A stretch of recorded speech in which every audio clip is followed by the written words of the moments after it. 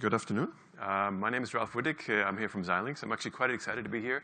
We've been collaborating with IBM for several years now and bringing OpenPOWER to the market. OpenPOWER is all about acceleration, and we have a great accelerator story with Xilinx FPGAs on this great platform. And I'm also excited to be here because this conference is really, as it turns out, all about machine learning. This was the topic we chose well before we were aware of what the main theme was of this greater GTC conference.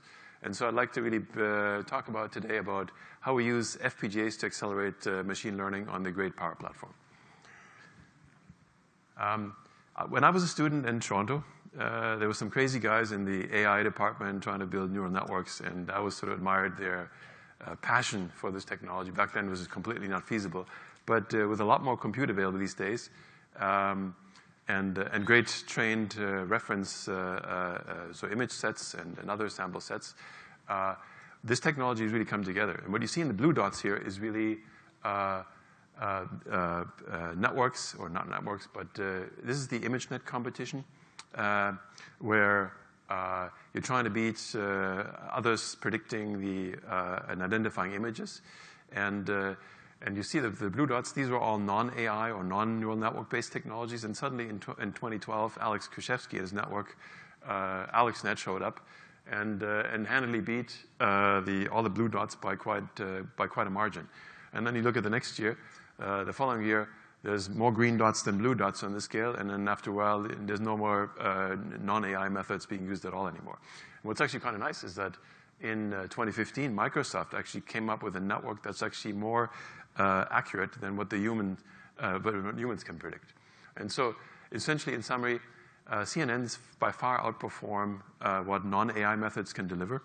And in the meantime, CNNs have essentially delivered better accuracy than humans can. Right? So this is applied to image search, image detection, but it really applies to other areas as well. When you're running Siri or so an iPhone or an Android speech recognition, that's all AI methods based in the meantime. Okay? So how do these things work? Very brief. I mean, you probably attended many other sessions. You have feature extraction layers and then classification layers. In the feature extraction, there's a bunch of convolution operations that we draw out different ways of looking at what input image has in terms of sharp edges or diagonal stripes or whatever not. And then the different features are extracted from the image. And then from that information that you have, you pull it back together and classify, based on what you've really seen. And then in the end, you find out, oh, is it a road sign, or is it something else? Is it a speed limit sign, or is it something else? Is it 60 kilometers an hour, or is it whatever? So that's what the classification stages really do. Looking at AlexNet again, this network model is representative of a deeper convolution-based network. It has 6 or 7 convolutional layers up front, and then 3 dense layers in the end. I wanted to sort of highlight what the computational operations are, because there's a lot of information in them that we can exploit in terms of when it comes to implementing these networks. Looking at one of the later convolutional layers, where a 13 by 13 by 384 volume is convolved with a 3 by 3 filter into another 13 by 13 by, in this case, 256 layer deep volume. So the compute that takes place is you have the input volume, you take your filter-sized image subregion, 3 by 3 volume. It's 384 layers deep, and you convolve it with a weights volume that's also 3 by 3 in size and 384 entries deep. And what you do is you multiply every element in the feature map subvolume times every element times the corresponding element inside the weights volume. So there's quite a few multiplications involved just to produce one output pixel. Right? And then you advance your sub-feature map by one element, or by whatever the stride is, say the stride is 1, multiplied by the same weight set. The same weight set is shared across all the pixels on the same plane. Right?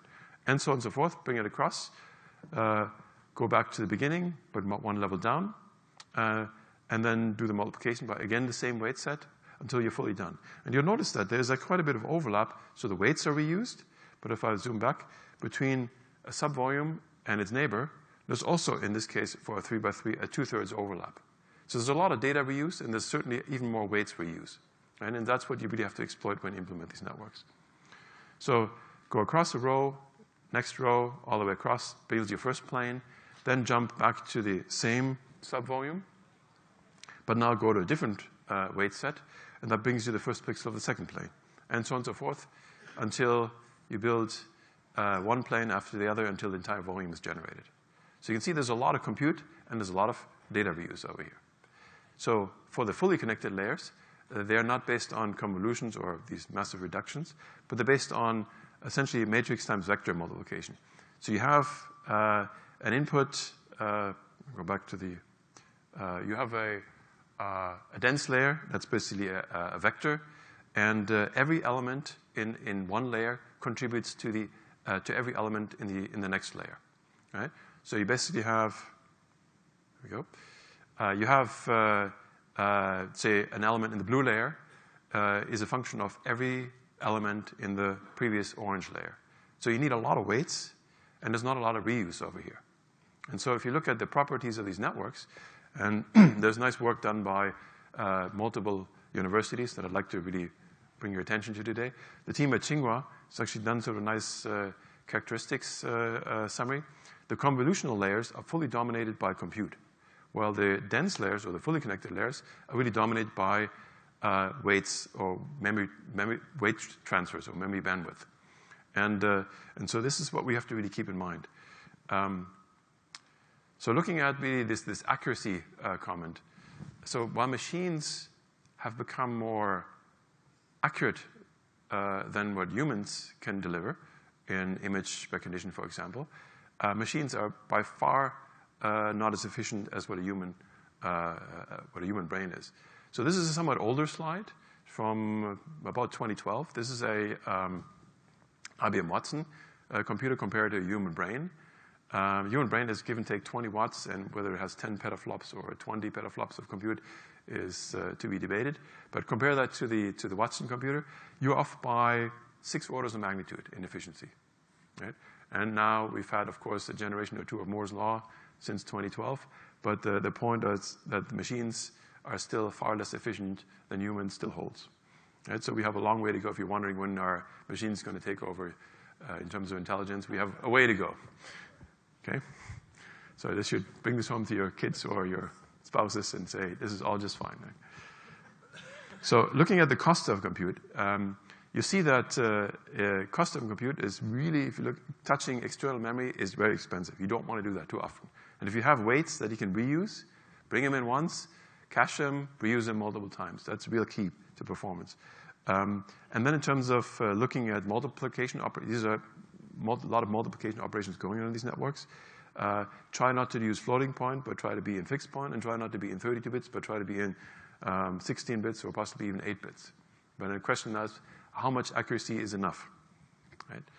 So, but the takeaway is stay in on-chip memories as much as you can. So it's about flexible on-chip memory structures to match the problem. Use smaller multipliers, right? And ideally stay in fixed point and don't waste bits on dynamic range as in floating point. So there's other tricks, and this is still fairly new. There's great work going on in academia, and Bill Daly, both at NVIDIA and also really cross-appointed as a professor at Stanford, his team has done great work. They've actually looked at how much information you really need to carry in these networks. And they've come up with results that are quite interesting. You can actually take a network, you say sort of a densely connected, fully symmetrical network. You can look at which of these synapses, which is really a weight contributing to a pixel in the next layer, which of these synapses has a significant weight on it. And the ones that are lightly weighted, you might as well just prune away. Trim away, then take the remaining network and retrain it, right? And they got quite amazing results. First of all, they said, we can reduce the number of weights, which is these synapses, by a factor of 9. That's significant. Remember, it's all about keep saving energy, not touching external memory too much.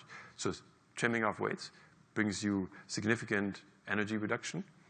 And then they showed, and this was even more interesting, that even when you trim this many weights, you hardly have any loss in accuracy. So that was the most surprising. When I first saw this work, that was most surprising to me. But this is huge, because for these fully connected layers, which is all about memory transfers, that a big savings can be had if you just prune the network, compress the remainder, and then uncompress when you come back to the on-chip compute. So for precision, the same team at Stanford indicated that you don't have to necessarily use 32-bit floating point, but 16-bit integer is perfectly good enough. So much lower energy and hardly any loss in accuracy. They predicted that for 8-bit integer, you'd see a loss in accuracy. But in the meantime, there's more work by the team back at Tsinghua that sort of said you can actually even get away with 8 bits, and both for data bits as well as for weight bits, if you perform dynamic quantization. So you re-quantize after each layer. So with dynamic, they mean a fixed quantization, but it's unique on a per layer basis. So versus if you show up with the same quantization at each layer, you do see a significant loss in accuracy. But if you customize your quantization, the precision required, on a layer-by-layer basis, you get away with 8 bits as well, possibly even 4 bits. So this is actually getting quite interesting. So in summary, fixed point is definitely sufficient for the inference part, or the forward passes of these neural networks, in 16, possibly even in 8. There's no significant loss in accuracy for less precision used. Going with int 8 versus floating point 32, you can save yourself quite a bit of energy because of multiplier. Doing integer multiplication is simpler than floating point, and likewise fewer bits means extra energy savings. And if you pack data as int 8 versus int 32 or FP32, use 1/4 of the bits, and that gives you a memory energy savings as well. Okay? So what we really do with these networks then is we take the model that the computer scientists have really come up with, we prune them, trim out those weights that have low contribution, retrain the network based on the remaining weights, and then figure out what quantization we have to apply after each layer, and go from floating point to fixed point. Okay? And then now let's look at, so that was techniques that you can apply independent of which implementation or processor architecture you use, independent of CPU or GPU or FPGA or DSP. Now let's look at how we exploit some of these properties of these networks using FPGAs.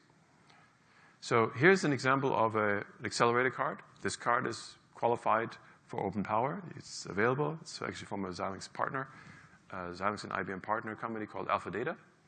The OpenPOWER CAPI interface has been implemented on this PCI card. The device on there has 5,500 DSP blocks that run up to 500 megahertz. So this part would get up to 5.5 teraops of integer 16 performance. The DSP blocks on an FPGA are optimized for int16 operation. And you're sitting in a small, so a half-height, half-length, or low-profile form factor thermal envelope, so less than 75 watts. An FPGA itself is this regular array, two-dimensional array of lookup table resources or configurable logic blocks. DSPs, these are essentially 18-bit or 16-bit integer multiply accumulates, as well as embedded RAMs. Right? And what's really nice about this architecture is that you can do the bit-level processing right next to where the memories are that actually hold the data. So you're very doing close-to-memory compute. And at the same time, this is all strung together with an interconnect that allows you to broadcast, which essentially is about weight reuse. So you can exploit a lot of these properties of these networks with these FPGA architectures. At the heart of the math is an 18-bit, might be shown as a 16-bit multiplier block over here, that is followed by a 48-bit accumulator. And then you have a custom quantization element where you can trim it back down from 48 bits to 16 bits or even less. And you can figure out where you want to place your decimal dot. Right? And before and after that, you've got memory elements, that's these on-chip RAMs, that can store data as int 4, int 8, int 16, 32, floating point or not. So you can basically figure out what precision you want to use for the weights and data sets that you store in on-chip RAMs. And then you can decide if you're running it in a 16-bit multiplier or if you're using it as an 8-bit multiplier. You don't get to fracture the multiplier. You don't get to use two 8-bit multipliers for every element. You only get one 16-bit or one 8-bit multiplier. But if you're using 8 bits, you're running at lower energy costs. Okay? So now we're building up these operations. We have at the heart of the architecture, we're building a convolver. Say we build a 3x3 convolver. We showed you the example of the network layer that wanted a 3x3 filter size. So a 3x3 convolver. And over there, we take a data buffer of 3x3 elements and a weight buffer of 3x3 elements. And we feed a 3x3 multiplier array in parallel, right? So we're basically doing not just sequential, it's really spatial data parallel processing. And what's nice over here is, remember you saw that there was an overlap in the data set or the feature map subvolume from one pixel to the next pixel. And there was an overlap by 2/3. You can actually exploit this feature by just sort of streaming in data through these data buffers, pushing in one new element every cycle, one falls off, and you have a data parallel reuse of 8/9, right? So it's quite a bit of data reuse. And then likewise for the weight buffer, you reuse the weights quite a bit, but in the meantime, while you're using the current set of weights, you're bringing in the next set of weights already using ping-pong buffering. And what's really nice is that you can schedule the data push to these on-chip RAMs to arrive just in time. You don't have to wait for memory misses and so on. The data is there when you need it. Okay? So then you take some of these convolvers. Notice it's a block called C over here on this slide. And you build a bunch of these convolvers in parallel. Right? And then you feed them from the same input buffers and go into a common output buffer. Right? And in between, you have this adder tree or this reduction tree, because convolution is about massive reduction. You're getting 1 pixel out for a massive input volume.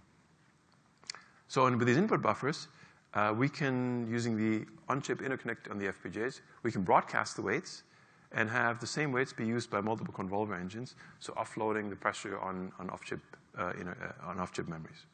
Okay? And then we have, as I said earlier, the custom quantization block, and we can then quantize differently on each layer of the network.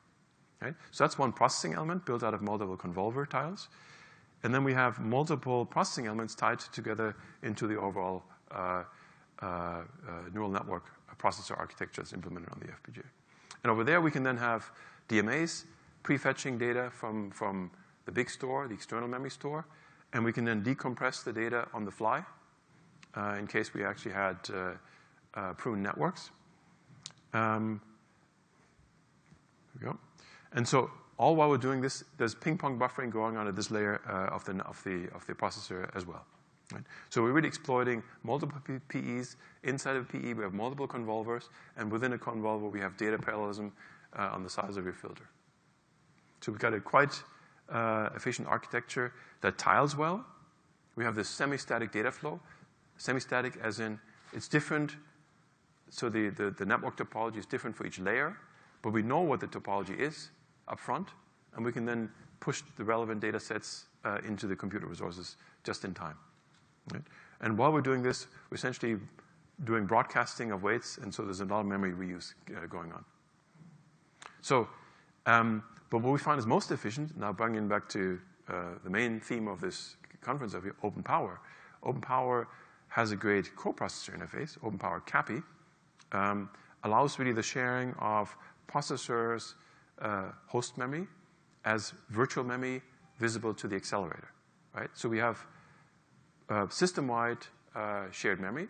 We have system-wide coherency, right? We don't have to flush cache. We don't really spend any time flushing caches. And there's actually a low latency control channel involved where we can then synchronize and what to work on next. And what we find is very useful over here is this peer processing memory model and this peer processing synchronization model, because in the end, you have a processor doing some work. At the one extreme, the processor just coordinates what the FPGA processes, but you can have a much more finer grain division of work. You can run the convolutional, the computationally intense layers on the FPGA. You can run the memory-intensive layers on the CPU, right? It's all just with pointer passing back and forth. There's no data that needs to be copied and pushed around. That's what OpenPOWER and CAPI really enable. Right? And so we then run the main frameworks, Caffe or TensorFlow or whatever not you're capturing your neural networks in, on the CPU. The CPU loads the model. The CPU then calls these accelerator libraries that we're running on the FPGAs. You don't really design these architectures that I showed on the previous slides yourself. There's libraries for all this. Right? And there's certainly a lot of effort going into these libraries. We have multiple different library partners. I'm mentioning one over here a company called Alvis. And then on the FPGA, you run the DNN kernels, whether it's just the convolution or the convolution and the fully connected layers is up to you as a choice. It's parameterized. So with the FPGA, you're getting not necessarily the highest throughput performance. I think for absolute throughput, GPUs are still great. If you're looking for low latency, batch size 1 processing, that's where the FPGA really shines, right? And so you're getting quite a bit of compute performance in a low-profile card, which is also a low-profile TDP, all accelerating the machine learning applications on Power 8 systems quite nicely. So in summary, the FPGA is this architecture that allows you to customize your CNN data flow to the compute resources present, and you get to exploit all the concurrency present, the parallelism present, the weights reuse, et cetera, right? But really, this is enabled using this Power 8 CAPI peer processor model, where we don't have to push data back and forth. We just send pointers, and the data flow just works out from there. And finally, you can find efficient libraries for convolutional neural networks for FPGAs from Xilinx partners. So thanks for your time, and be glad to answer a few questions.